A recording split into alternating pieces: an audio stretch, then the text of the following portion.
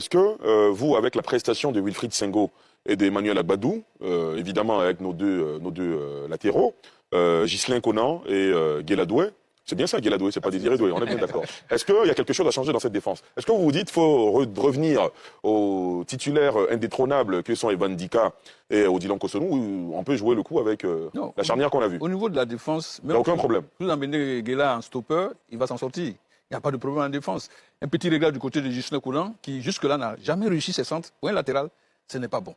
Jamais, c'est trop dire. Pendant la CAN, il nous a régalé d'un beau centre, il change de trajectoire, et finalement, il nous mène un but. Bon, une fois par an, au pasteur merci ma fille, c'est un peu ça. Sinon, c'est un bon latéral.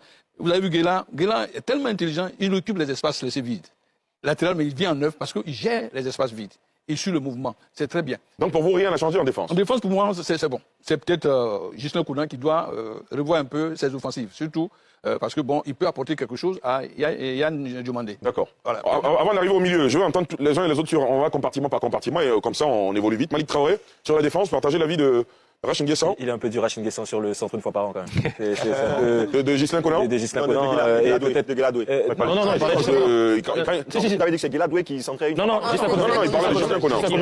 Oui, Malik, allez-y, vous estimez qu'il a été c'est un peu dur et puis ok d'accord, je sais pas, est-ce que quand vous prenez dans l'équipe de France Jules Koundé, est-ce que Jules Koundé est connu pour sa qualité de centre? Peut-être qu'il est plus connu pour ses qualités défensives. Peut-être que oui, si Christopher Opéry a des meilleurs centres, peut-être que Ghislain aussi compense par les actions défensives et son repli.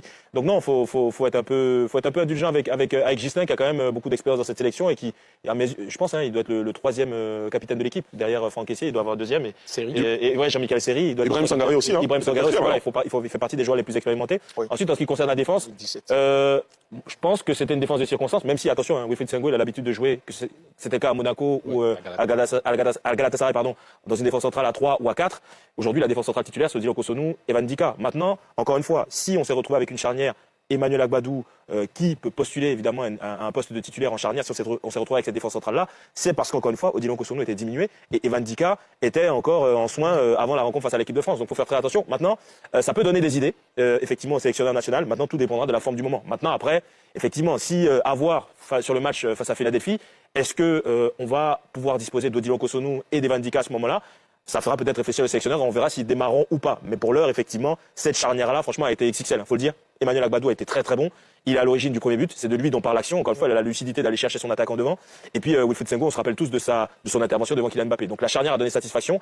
Maintenant, les cartes sont rebattues encore une fois à chaque fois aux entraînements et avant les matchs. Un mot sur un garçon dont on a beaucoup parlé également dans cette charnière. Beaucoup espéraient le voir jouer ce match, qui est rentré en cours de match. Ousmane Diomandé. Un mot là-dessus sur la charnière de façon générale et sur Ousmane Diomandé. Ousmane Diomandé qui fait évidemment beaucoup de débats. Après, je pense que c'est des choix de complémentarité plutôt qu'ils font qu'ils ne commenceraient pas. Parce que pour revenir même sur le cadre général de cette charnière centrale-là, il faut savoir que clairement, ne nous voilons pas la face. Quand Evan Dika reviendra, il reviendra pour prendre sa place. C'est le patron numéro 1 en défense. Pour l'instant. En tout cas, au football, tout est dynamique, ça va très rapidement. Pour l'instant, ça demeure le numéro 1 quand même.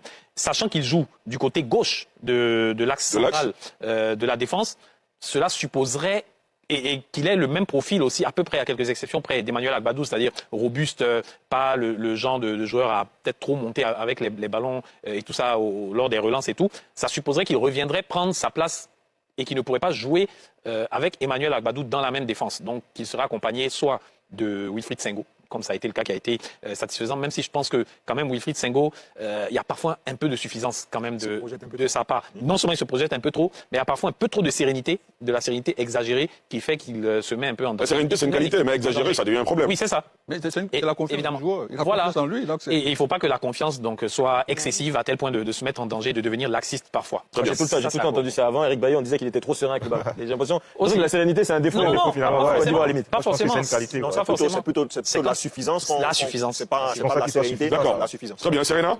Moi, sur le la défense défensif, je n'ai rien à dire. Je trouve qu'on a même une des défenses les plus polyvalentes d'Afrique et même du monde. Parce qu'on a Guéladoué qui peut évoluer en même temps sur le flanc droit. Qu'en défense centrale, on a Wilfried Sengo qui est très rapide, on a vu son intervention face à Kylian Mbappé qui était extraordinaire. On a Emmanuel Agbadou qui a une qualité de passe entre les lignes incroyable. On dirait un numéro 8, on dirait un Pedri. On a même Ghislain Conan. Bon, moi, Ghislain Conan, j'ai un petit souci avec lui du côté de ses qualités offensives.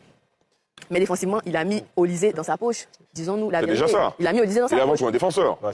Mais c'est pas suffisant. D'accord. C'est votre avis, c'est vos avis. Oui. C'est juste le jour de la fête de Noël. Puisqu'on parle de la défense, même n'oublions pas le dernier gardien, rempart, c'est vrai. qui a Qui a été été- en excellent. fait, on n'en parle pas parce qu'il a tellement été impérial Il a que je n'ose même excellent. pas vous poser la Et question. on l'a un peu parler, bon. titillé pendant la CAN, moi le premier, notamment sur ses sorties aériennes parfois. Là, franchement, des parades impeccables. C'est lui qui nous maintient dans le match sur la première période. Sur ces parades, justement, à chaque fois, des parades bien pensées, excentrées. Voilà, il ne dégage pas dans l'axe de tête parce que c'est très dangereux de relancer dans l'axe. Donc, de belles parades qui empêchent des buts, qui sont faites de façon intelligente. Il a vraiment, franchement, on a Il a pris ses leçons. Fofana à ce niveau-là Comme dès quoi, dimanche. Bravo a été dur sur Yaya Fofana. Il a